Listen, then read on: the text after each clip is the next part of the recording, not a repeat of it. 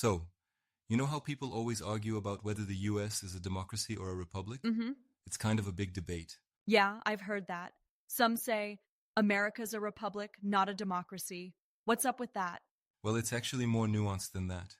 The Right. US has elements of both democracy and republicanism. Wait, so it's not just one or the other? Exactly. It's like it's like mixing blue and red paint. You get purple, a blend of both. I see. Understanding the definitions helps clear up the confusion. Okay, so let's break it down. What exactly is a democracy? All right, so a democracy is uh, a system where power is held by the people, typically through voting. Mm-hmm. There are two main types: direct democracy and representative democracy. Direct democracy, that's when citizens vote on laws themselves, right? Yes, exactly. Think of ancient Athens or, modern day referendums in Switzerland. Right. And representative democracy? That's where citizens elect officials to make decisions on their behalf.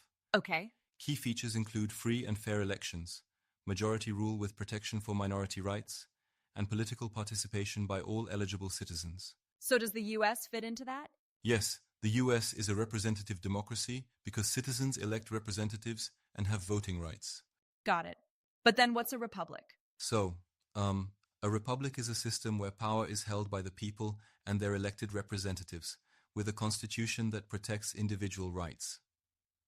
Key Right. features include elected representatives governing the people, a constitution limiting government power, and the rule of law applying equally to all. So the US is also a republic? Yeah, that's right. The US has a constitutional government with elected leaders. Yeah. So we're both a democracy and a republic? Exactly. The US system is a constitutional republic with democratic principles. It's like, baking a cake. You need both flour and sugar to make it complete. Nice analogy. That's interesting. But why do people insist that it's not a democracy? Well, there's a misconception that democracy only means direct democracy, which they equate with mob rule. Mm-hmm. But in reality, a constitutional democracy balances majority rule with individual rights.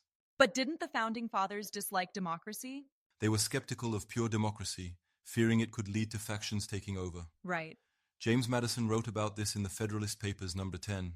So they wanted to avoid mob rule but still have citizen participation? Exactly. They designed the system to prevent mob rule while still allowing citizen participation. Gotcha. But hold on, isn't the Electoral College a way to limit direct democracy? Yes, it is. The Electoral College is an example of the Republican structure, limiting direct democracy in presidential elections. Right.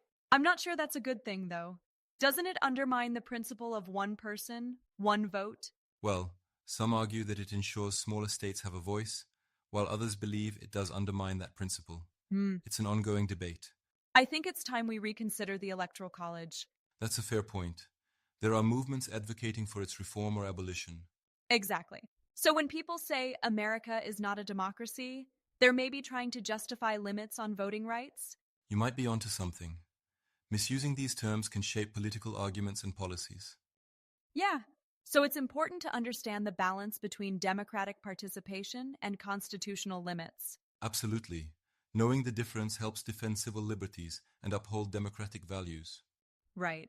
This debate definitely matters today, especially with issues around voting rights and election laws. Exactly.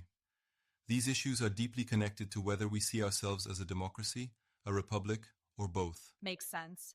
So, in conclusion, we shouldn't get hung up on labels, but focus on how our government functions and protects rights? Yes.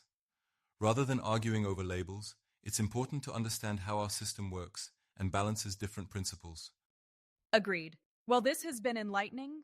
Yeah, I'm glad we talked about it. It's Me good to too. clear up these misconceptions. Definitely. Thanks for breaking it down. Anytime, it's always great to discuss these topics.